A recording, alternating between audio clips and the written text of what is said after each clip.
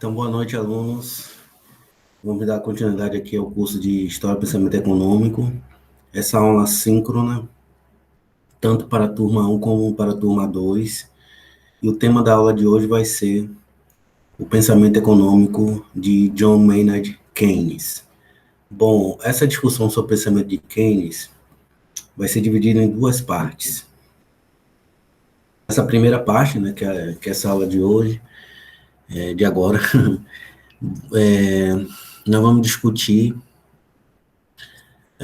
vamos falar sobre alguns dados biográficos, né, falar um pouco da vida, né, de Keynes, pessoal, digamos assim. E vamos discutir também o contexto histórico, né, no qual ele viveu, né, e que foi o ponto de partida para suas análises, bem como também tratar de alguns dogmas do pensamento keynesiano, né, de alguns princípios ou pressupostos que estão presentes no pensamento econômico de Keynes.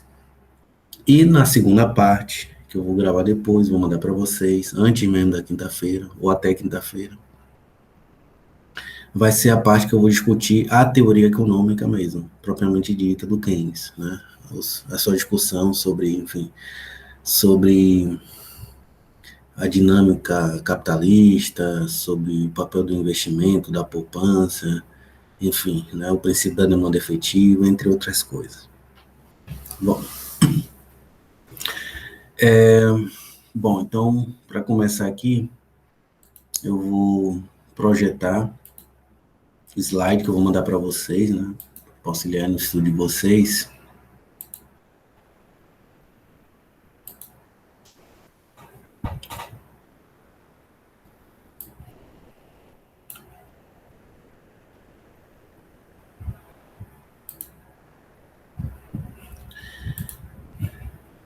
Bom, então acredito que já está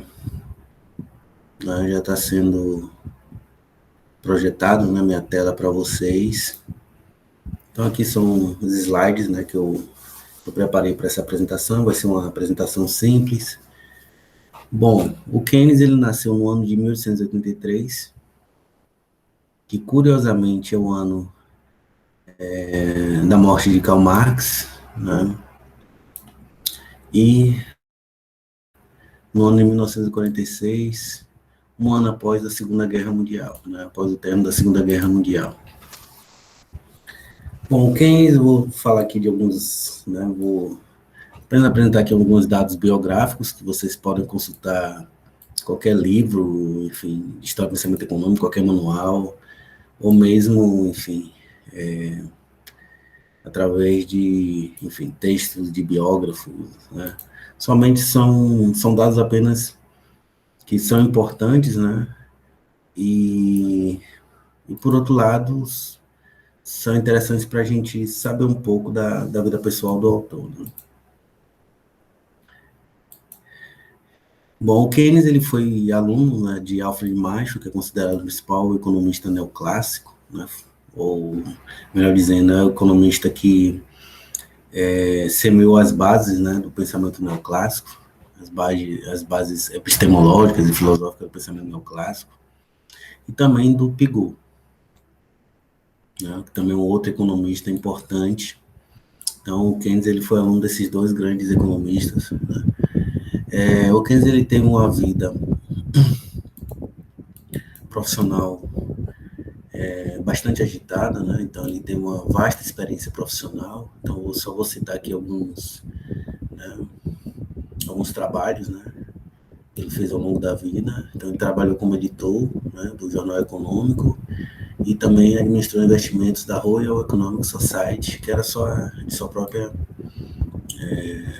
sua própria editora, né. Também ele trabalhou como membro do corpo administrativo do Banco da Inglaterra e foi professor da Universidade de Cambridge, né, que é uma universidade extremamente conceituada até hoje em dia, né. Então, ele teve uma cadeira, né, nessa universidade, que é prestigiada e conhecida mundialmente, digamos assim. Ele também trabalhou, né, para o governo inglês, como representante do Ministério da Fazenda da Inglaterra, e fez parte das negociações da Conferência de Paz, né, que ocorreu depois da Primeira Guerra Mundial, né? Então ele teve presente aí nessas discussões, Conferência de Paz, e ele, uma coisa interessante é que ele acabou se opondo, né, ao acordo que foi imposto à Alemanha, né, e o que acabou levando a sua demissão em 1919, e essa demissão deu origem, né, ao seu trabalho polêmico intitulado As Consequências Econômicas da Paz, né? Bom, no ano de 1940, assim, 21 anos depois, ele volta ao Ministério da Fazenda, né, para orientar financeiramente a Inglaterra durante a Segunda Guerra, né? Então a Inglaterra estava endividada, né, em função dos gastos de guerra, e ele trabalhou como uma espécie de consultor financeiro para o Ministério da Fazenda. E além disso também ele trabalhou como negociador da Inglaterra durante a organização ou criação do Fundo Monetário Internacional e do Banco, que eu chamo famoso FMI, né, e do Banco Internacional para a Reconstrução e Desenvolvimento BID, né, tendo participação importante nas negociações, né, relativas ao empréstimo dos Estados Unidos para a reconstrução da própria Inglaterra, né, no período pós-guerra. E ele obteve o título de barão em 1942 na Inglaterra. Por isso que ele ficou conhecido posteriormente como Lord Keynes. E a sua principal obra, né, que vai ser objeto aqui da nossa discussão, da nossa análise, né, principalmente da aula de sábado, que eu espero que vocês tragam dúvidas, é a Teoria Geral do Emprego, dos Juros e da Moeda, que foi publicada no ano de 1936.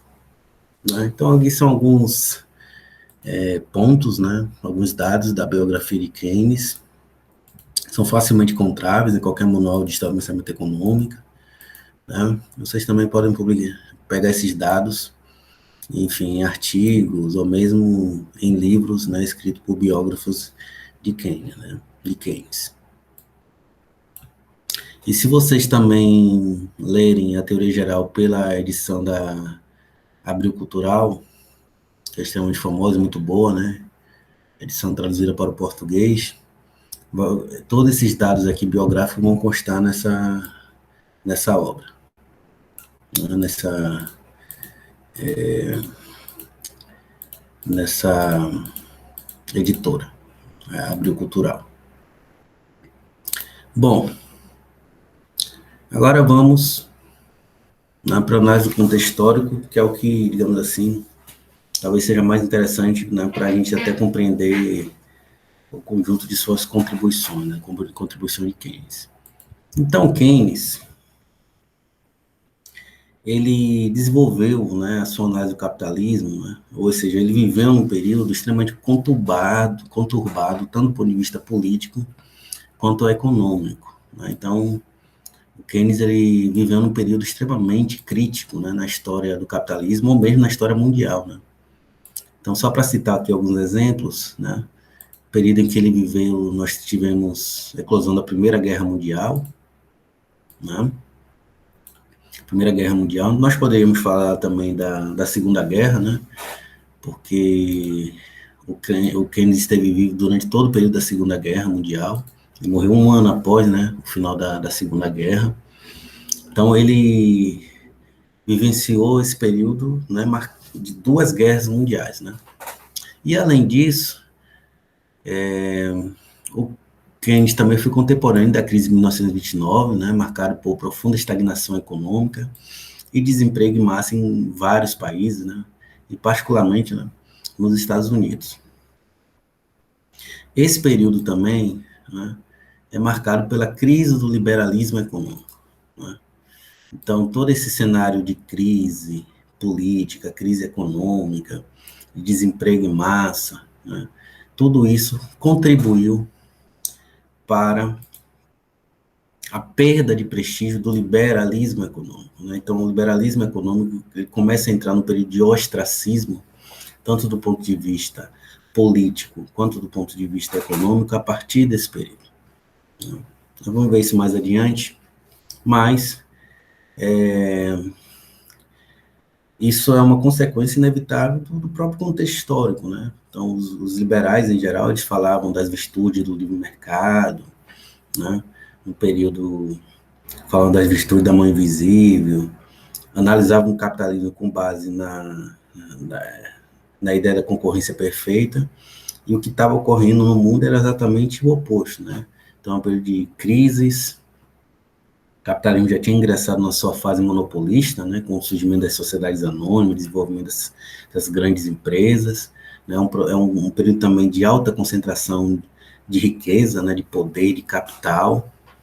Então, todos esses fatores somados, né, conjugados, acabaram acarretando na própria crise do liberalismo econômico, né, da teoria liberal.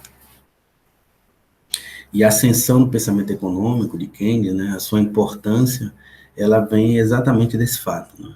Porque esse período histórico ele contribuiu, né, para para que o liberalismo ele perdesse o seu protagonismo, né, digamos assim.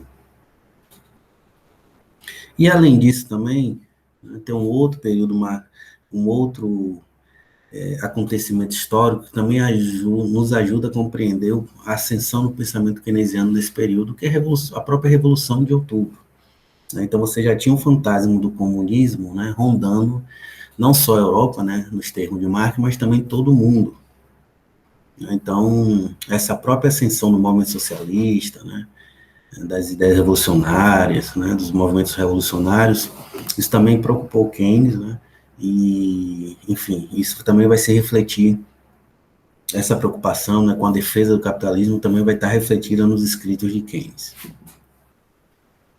Então, são esses, né, eu poderia também citar aqui, né, que eu não coloquei aqui no slide, o próprio surgimento, né, do fascismo, né, do fascismo italiano, né, Mussolini, bem como do nazifascismo, né, a ascensão do nazismo alemão, a partir da década de 20, principalmente da década de 30 em diante, né, que deu origem, enfim, a grandes catástrofes, né, como, por exemplo, o Holocausto, né, a Segunda Guerra Mundial, que, enfim, teve, infelizmente, cerca de 60 milhões de mortos, né? Então, o nazismo também foi um fator que corrobora, né, que com com essa hipótese, né, de que Keynes viveu num período extremamente conturbado, né? Então, todos esses elementos, eles acabaram colocando em xeque a própria sobrevivência do capitalismo. Então, isso vai se refletir nos escritos de Keynes, como a gente vai ver, né, mais adiante.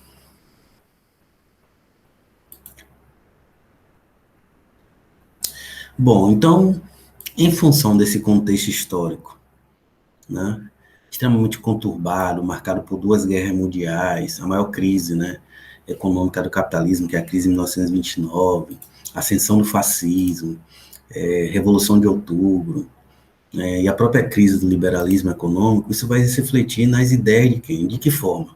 Primeiro, né, as suas ideias, elas vão expressar, né, ou vão implicar numa completa ruptura com alguns pressupostos da economia de base utilitarista, ou seja, da economia marginalista ou da economia mesmo neoclássica. Né? Quais são esses pressupostos, né, que o Keynes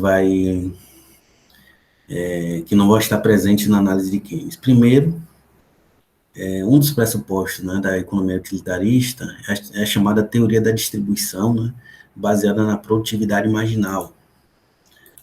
O que significa isso? Né? Significa o quê? Que cada fator de produção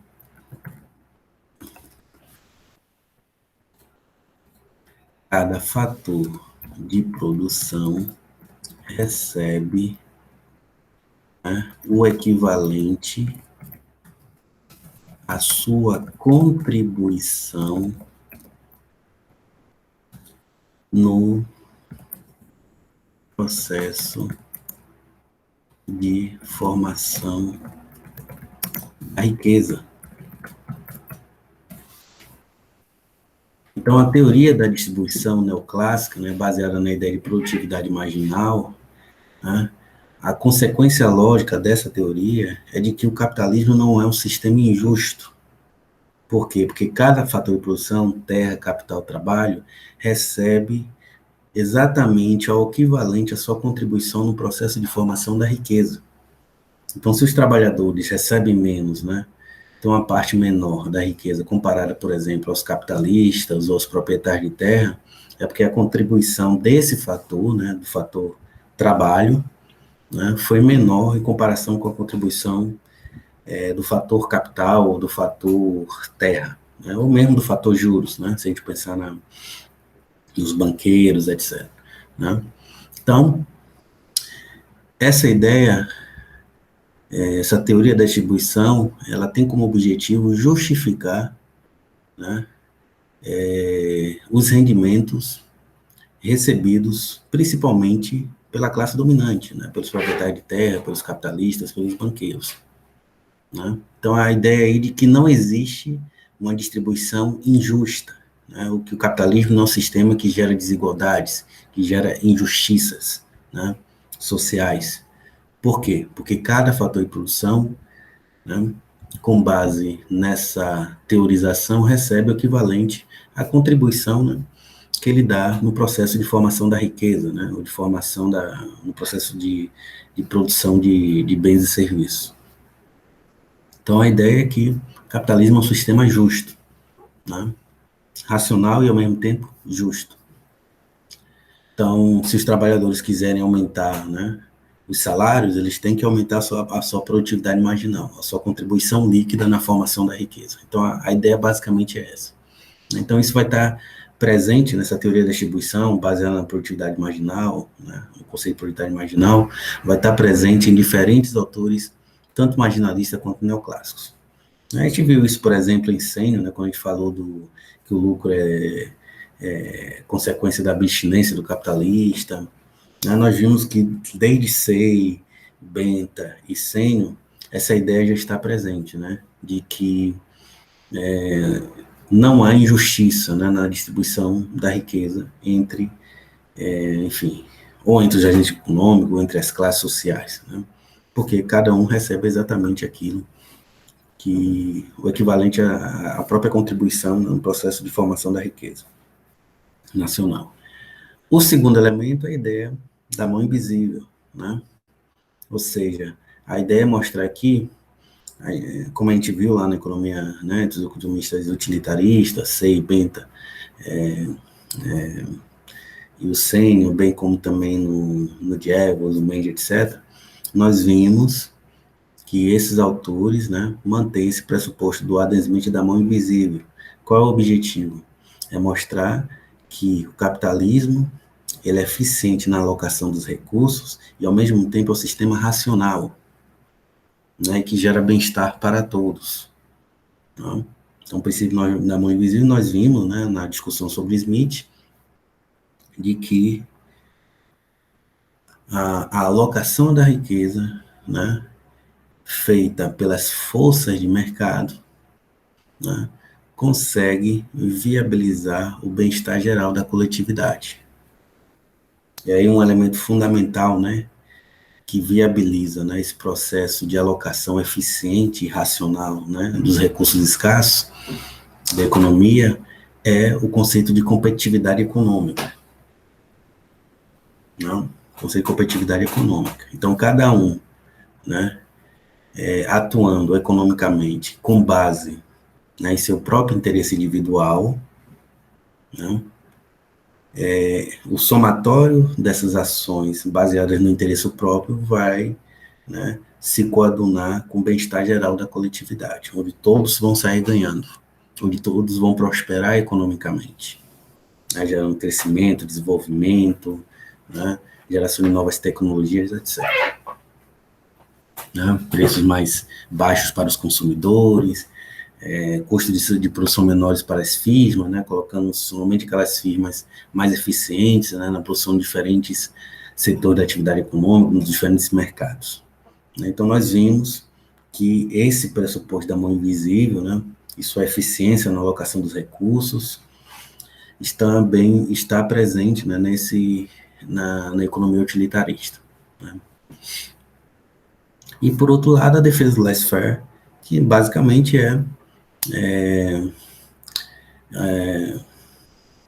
restringir o papel do Estado na economia, né. Então, nós vimos que lá desde Kesner, né, passando por Smith, etc.,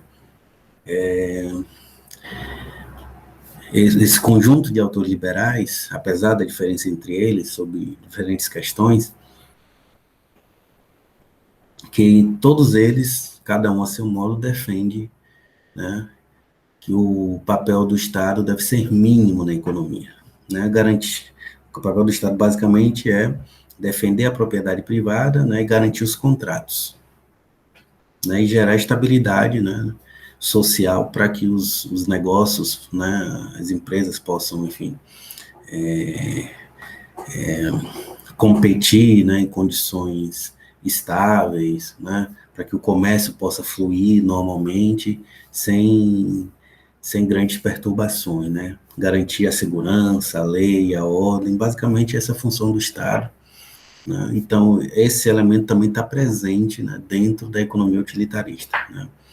Quando eu falo economia utilitarista, né, são os autores, né, são os economistas, né, que vêm lá do Benta, enfim, do SEI, do Sênico, de autores que a gente já discutiu, né, e que depois, né, vai dar continuidade com o Mendes, Jevons, etc.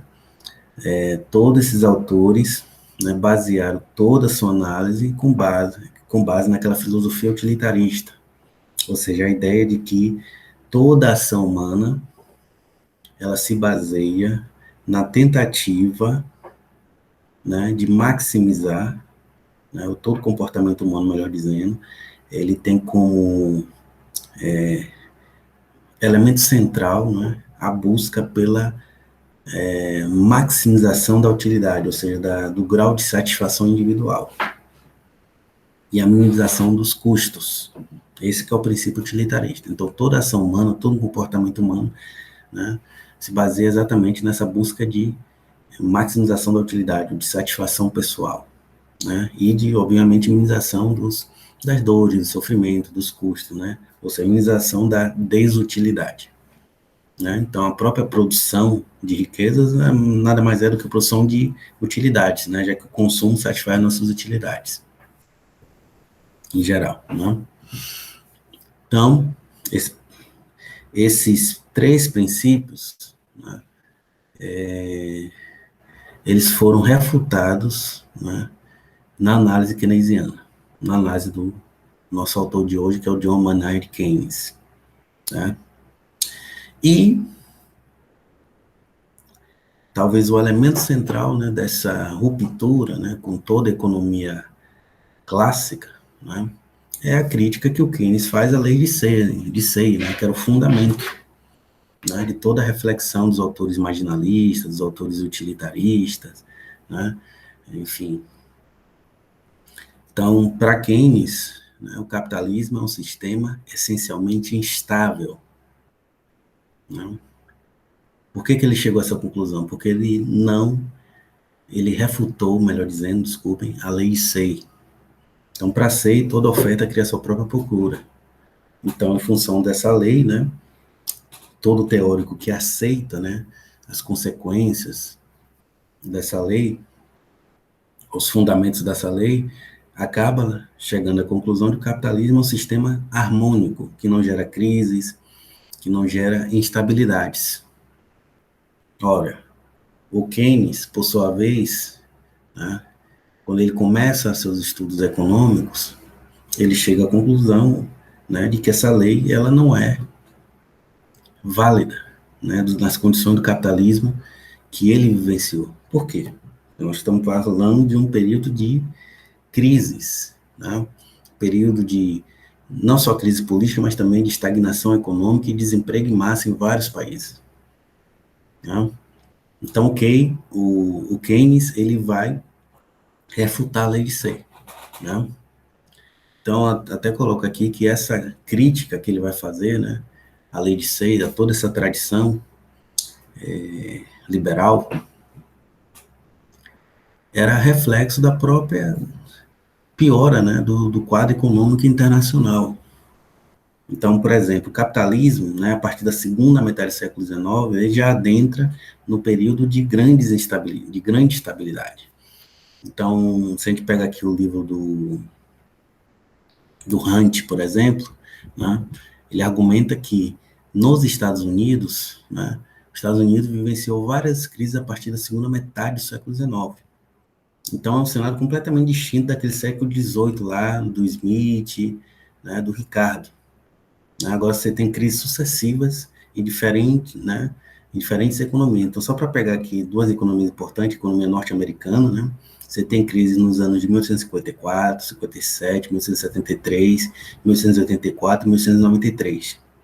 E na própria Inglaterra, né, que é a principal potência econômica da época, tem crises nos anos de 1857, 1866, 1873, 1882, 1890 e 1900. Então, veja que se trata de um, né, um agravamento do quadro econômico internacional. Mesmo nas principais economias do planeta, né, Estados Unidos e Inglaterra, você tem um cenário de sucessivas crises. Então, aquele pressuposto da lei de Sayre não poderia ser mantido, né, por qualquer teórico que observasse a realidade. Né? E Keynes era um teórico sagaz. Né? E ele percebeu isso. Então, em função desse quadro econômico, desse agravamento do quadro econômico internacional, que já começa na segunda metade do século XIX, né, e se aprofunda a crise, né, no início do século XX, isso vai se refletir, né, na obra de Keynes, né, com o rompimento que ele, desculpem, com o rompimento, né, ou com a recusa de todos os pressupostos e consequências, né, da lei de Say.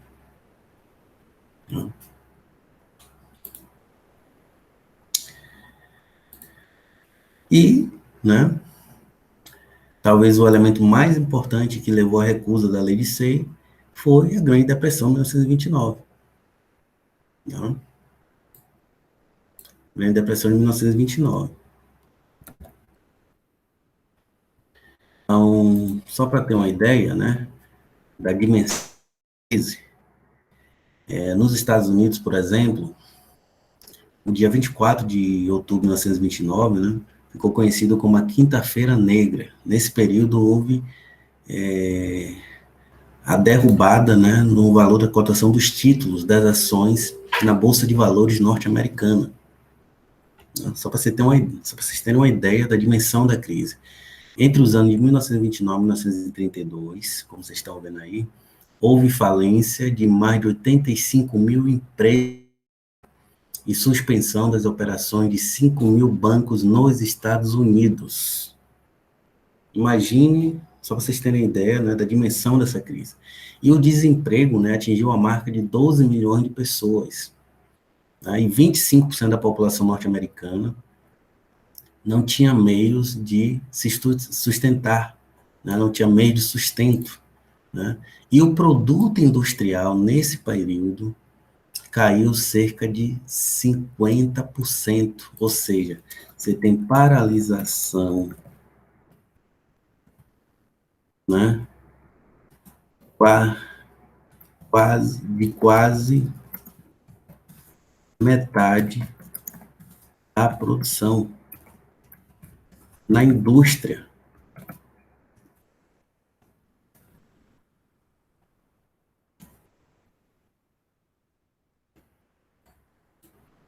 Na indústria dos Estados Unidos. Então, né, esses dados aqui foram coletados, né, do livro do Lester Chandler, America's Greatest Depression, e com esses dados aqui vocês têm a dimensão do que foi essa crise de 1929, né? Tem vários, enfim, documentários, livros que vocês podem ler, né? Mas essa crise ela teve um impacto significativo, né, na vida de milhares de pessoas, e obviamente que isso ia se refletir no pensamento de Keynes, né? Então, diante desse contexto, né, de profunda crise econômica, né, de desemprego em massa, aqueles pressupostos da economia neoclássica, da economia marginalista, não poderiam ser mais mantidos, né? A defesa da ideia da livre concorrência, né, da eficácia dos mecanismos de mercado, né, do sistema de preços, a ideia de harmonização social, de uma economia que atingia sempre resultados eficientes do ponto de vista da alocação dos recursos, de uma economia que sempre produzia no nível do pleno emprego, né, não poderia mais ser mantida, né, em função desses fatos que eram evidentes por si só, né? Então, por isso que isso levou Keynes, né, a criticar, né, a romper com todos os fundamentos do liberalismo econômico, né? E, particularmente, a sua crítica à Lei de Seixas talvez seja o elemento central, né, de seu pensamento, de sua análise, que vai se refletir em toda a sua análise, né? Então, diante de todo esse contexto, que ainda deve compreender a ascensão do pensamento de Keynes, né? É o que eu sempre falo para vocês. Nenhum autor, né, nenhum grande pensador da economia, ele se mantém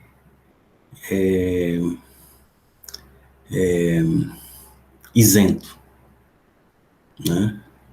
As ideias de diferentes autores é sempre produto, né, da história, ou seja, do quadro econômico, político, social, né, no qual os diferentes autores estão inseridos. Então, se a gente pega lá os fisiocratas, né, por que a crítica ao Estado? Né? Porque naquele período, né, a crítica ao Estado representava, né, uma crítica,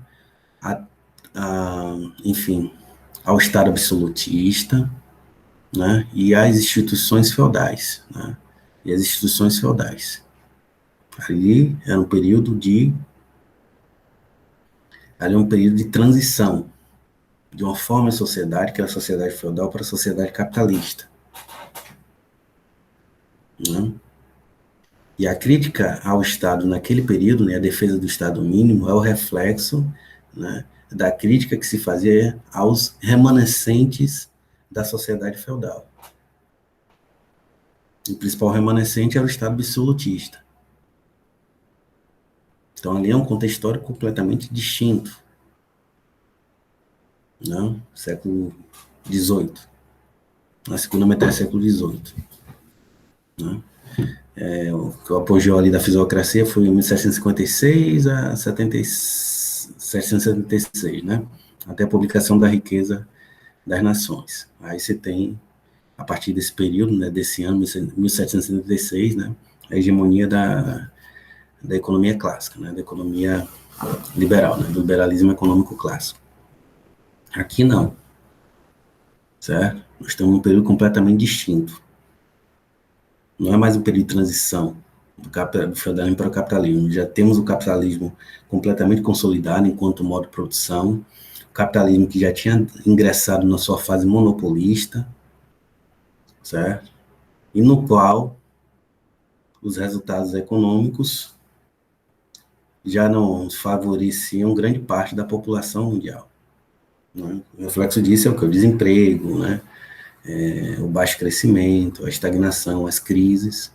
Então, é um contexto histórico totalmente distinto, né? E nenhum autor fica imune ao contexto histórico no qual ele está, né, tá inserido.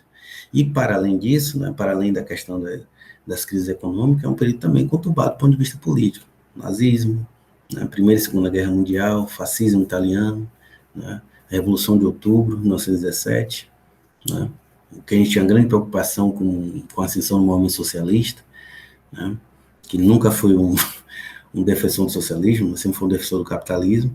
Então, isso requeria, né, uma outra forma de se enxergar, né, o funcionamento do capitalismo, e particularmente, né, enxergar o papel do Estado. Né? Keynes via o Estado como instrumento central para salvar o capitalismo, né, de sua possível extinção. Né? Pode parecer exagero, né, falando hoje, né, em pleno século XXI, mas você tem que entender as condições da época. Né? Para qualquer autor, para qualquer escritor da época, né, parecia que o capitalismo estava, né, na iminência de sua morte. Certo? Na iminência de sua morte. Então, não se trata de exagero aqui da minha parte. Né? O desenvolvimento das ideias de Keynes, né? Sua crítica à lei de Say, né? Sua crítica ao pressuposto, né? Neoclássico, marginalista, é uma tentativa, né? Ou melhor dizendo, foi a solução encontrada naquele período por Keynes, né? Para salvar o capitalismo. Né? Para salvar o capitalismo. Por isso que é importante a gente chegar, né, ter isso bem em mente, que Keynes não é um autor socialista.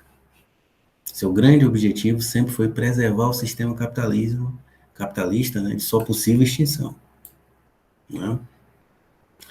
Eu vou citar essa aqui, que acho que talvez essa citação fique bem, com essa citação fique bem clara para vocês que o Keynes nunca foi um autor socialista.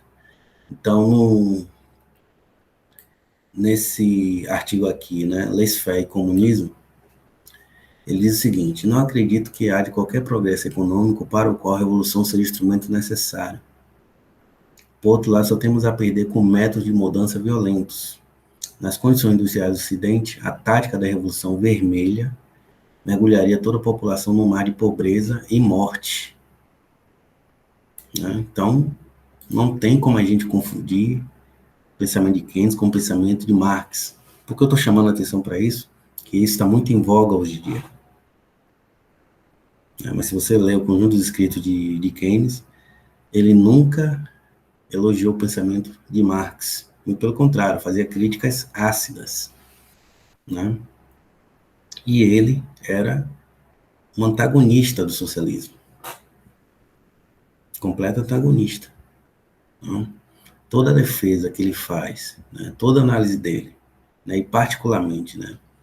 A visão que ele tem, né? Sobre o papel do Estado, tinha como objetivo fundamental preservar o sistema capitalista de sua possível extinção. O debate da época, né, em função da crise, das duas guerras mundiais, né, quando eu falo da crise, a crise de 29, que foi a principal crise do período, não a única, mas foi a principal, né, era sempre nessa dimensão, né, nessa direção, melhor dizendo. Se o capitalismo seria extinto ou não. E além disso, você tinha, né, a ascensão do comunismo, na extinta União Soviética. Certo? Na extinta União Soviética. Então, todo esse cenário caótico, tanto do ponto de vista econômico quanto do ponto de vista político, até mesmo humanitário, né? Falar de holocausto, etc. Tudo isso gerou uma preocupação, né? E esse conjunto de preocupações, né, principalmente com o objetivo de preservar o capitalismo, estiveram presentes em toda a análise de Keynes. Eu quero que isso fique claro para vocês. Né? Ainda mais nesse tempo de fake news, etc., né? Tentar associar o pensamento, ou tratar o pensamento de Keynes com o de Marx como um pensamento sinônimo, como sinônimo, isso não faz nenhum sentido. Não faz nenhum sentido. Não? Talvez a única coisa que a gente possa falar que há de comum em Marx e Keynes é a ideia de que o capitalismo é um sistema instável. Né? Ele está sujeito a crises, né? Enfim, a baixo crescimento, a flutuações cíclicas, né? Enfim, a crescimento desordenado, a gente vê no setor da atividade econômica. Né? Por quê? Porque ambos rejeitam a lei de Say. né, e a eficácia dos mecanismos de mercado.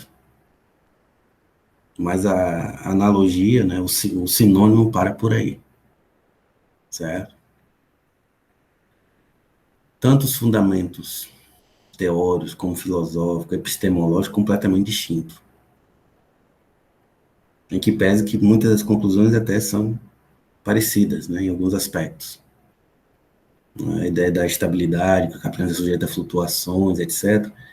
Mas os elementos analíticos são completamente distintos quando a gente compara Marx com Keynes. Essa citação e outras, né, que vocês podem consultar em qualquer manual de História do Pensamento Econômico, vão deixar bem claro, né, o quanto Keynes repudiava o socialismo, né, e o marxismo particularmente falando. Inclusive, só para deixar registrado aqui, né, deixar registrado na gravação, vou até ler aqui uma parte, que essa parte, eu acho que essa citação aqui do Keynes é interessante para que a gente possa eliminar qualquer dúvida em relação a essa incompatibilidade do pensamento de Marx e de Keynes. Eu não ia ler não, mas eu vou ler. Ele diz assim,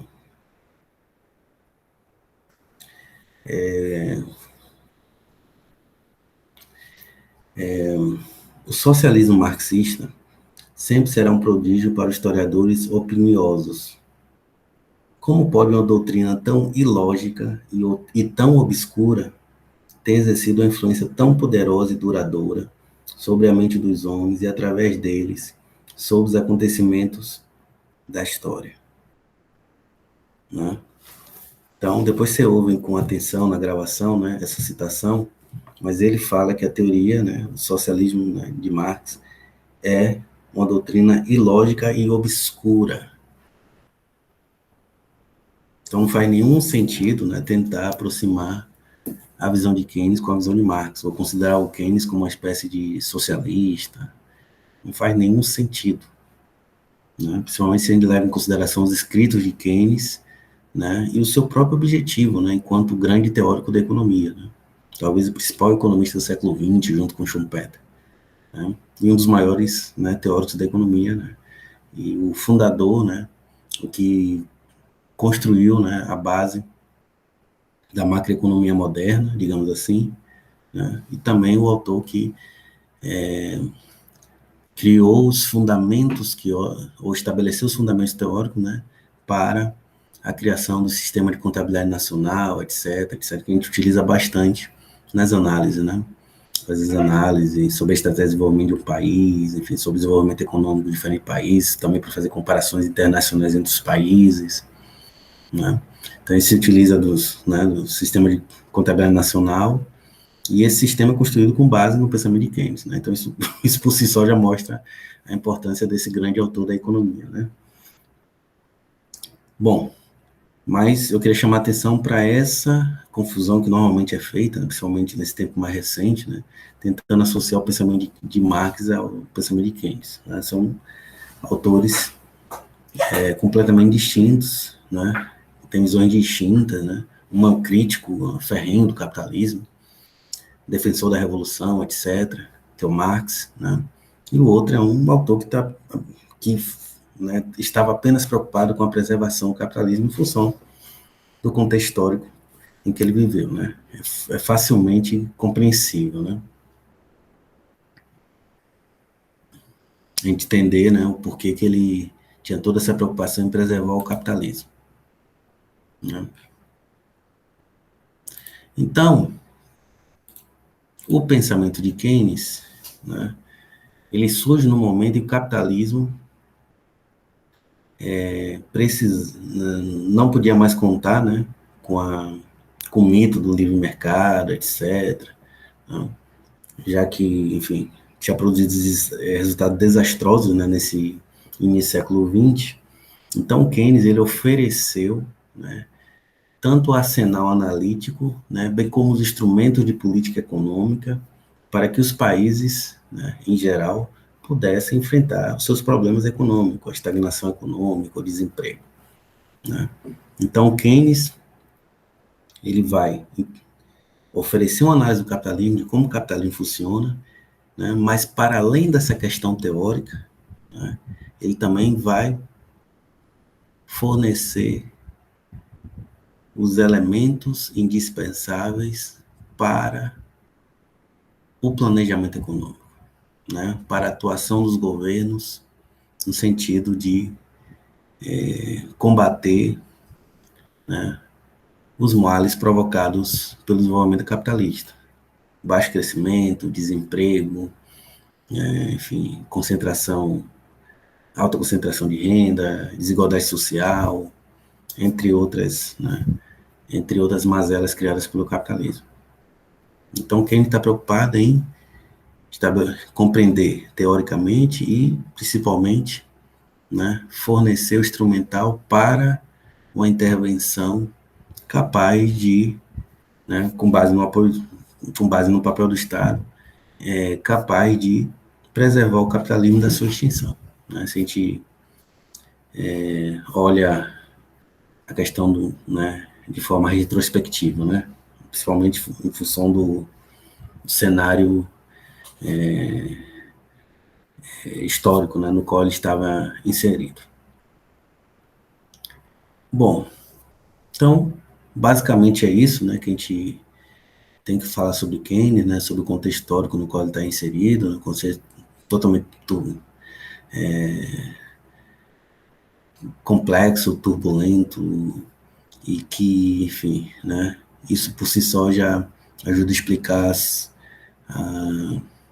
os instrumentos de política econômica que ele, enfim, que ele receitou para tirar o capitalismo, né, da Grande Depressão, tirar da crise, né, e, enfim, possibilitar que o capitalismo, enfim, gerasse crescimento e, né, melhoria das condições, né, de existência material, né,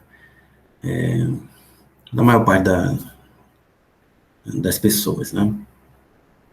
Bom, e por fim, vamos terminar essa primeira parte aqui da aula de Keynes, né, essa parte mais teórica, né, teórica não, essa parte que eu falo da bibliografia e do contexto histórico, falando sobre os dogmas, né, uma breve passada aqui sobre os dogmas, que depois a gente vai ver na discussão sobre a teoria, né, sobre a análise econômica de Keynes. Então, vou projetar aqui para vocês. Então, os principais dogmas, né, ênfase na macroeconomia, né, está escrito errado, macroeconomia. Então, o Keynes, ele não está preocupado com análise microeconômica, por exemplo, a decisão de investimento de uma empresa individual, de uma firma individual, né, ou de um agente individual, uma decisão econômica. Né. Ele está preocupado em compreender a economia do ponto de vista macro, ou seja, do ponto de vista do conjunto, né, das transações econômicas, né, do ponto de vista dos seus resultados agregados. Né, por isso que ele vai trabalhar com agregados econômicos, né, bem diferente da tendência, né, que estava predominando até então, né, que dava ênfase à análise microeconômica, né, que é a escola, enfim, marginalista e a escola neoclássica. Então, o Keynes, na sua análise, vai dar ênfase à macroeconomia. No ator, ele é considerado como o pai da macroeconomia moderna, né? Outro elemento importante que a gente vai ver com bastante, né, a gente vai, enfim, discutir, né, na segunda parte dessa aula, é o papel da demanda efetiva. Né? Então, para Keynes, a demanda tem um papel fundamental, né, na determinação do nível da produção, também na determinação do nível de empregos e na determinação da renda. Né, da renda sempre nacional, nunca a renda de um indivíduo, né, ou de uma empresa individual, assim, da renda nacional. Né? Lembre que Keynes sempre trabalha, a sua análise sempre é feita do ponto de vista macro. Né? Então, ele vai discutir, né, o papel da demanda na determinação do produto, do nível de emprego e do nível da renda nacional. Né? Depois a gente discute na segunda aula como é que isso foi feito, né? Como é que ele trabalhou com o princípio da demanda efetiva. E também vocês têm, né, a oportunidade no sábado também tirarem essas dúvidas pessoalmente comigo. Lembre-se que a aula está marcada para sábado às 10 horas da manhã. Outro elemento importante, né, da presente sua análise é a visão de que o capitalismo é um sistema essencialmente instável, né? Então, é um sistema que gera instabilidades, né? Então, a própria dinâmica, né, da acumulação capitalista gera instabilidades, crises, né, desemprego da mão de obra, enfim, estagnação econômica, depressão. Então, esse é um elemento que vai estar sempre presente na análise de Keynes, né? Isso é um ponto de ruptura importante em relação aos pressupostos, né, da economia liberal, os economistas liberais e os economistas marginalistas. Liberalismo econômico como um todo. Né? O quarto elemento é a ideia da inflexibilidade dos salários. A gente vai ver isso, né? A gente vai ver isso com mais detalhes na segunda parte, né, dessa aula, que vai ser uma aula mais de... Eu vou discutir mais o modelo keynesiano, né? A sua análise do capitalismo propriamente dita. E, por último, né, é a sua visão diferente, né, com relação ao papel do Estado, né? Então, enquanto os liberais defendiam o Estado mínimo, né, e restringir o papel do Estado à defesa da propriedade, né, da garantia dos contratos, e, enfim, e geração de segurança, de estabilidade social, né, para que a economia pudesse florescer, né, sem grandes perturbações, né. Keynes, por outro lado, ele defende que o Estado tem um papel fundamental tanto na determinação do nível de emprego, como também no nível do produto e no nível da renda também.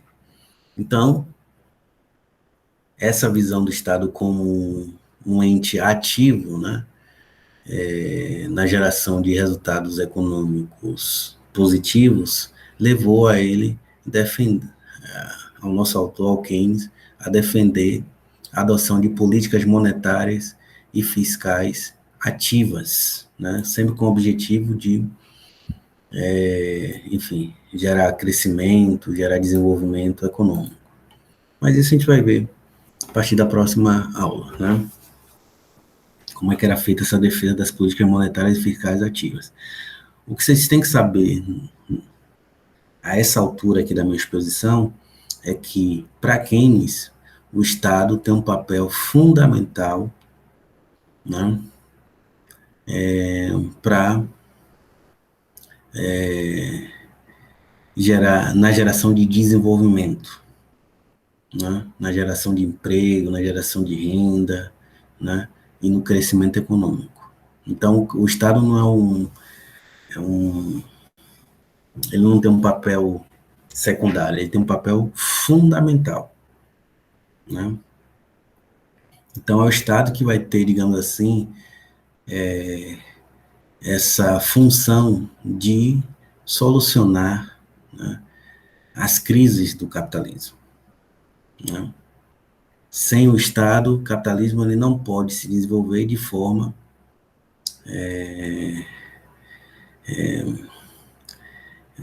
pode se desenvolver sem gerar, enfim, crises, contradições, miséria, etc. Né? Então, é sempre necessário um papel ativo do Estado, porque o capitalismo possa se desenvolver, né,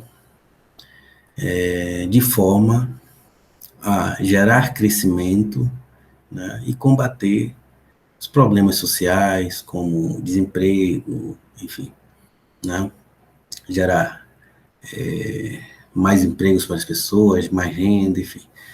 Isso vai ficar mais claro na segunda parte, né, dessa discussão, mas Keynes tem uma visão, né, que se opõe à noção de Estado mínimo que a gente, né, já discutiu na análise dos autores liberais, né. Bom, e com isso, eu vou terminar aqui minha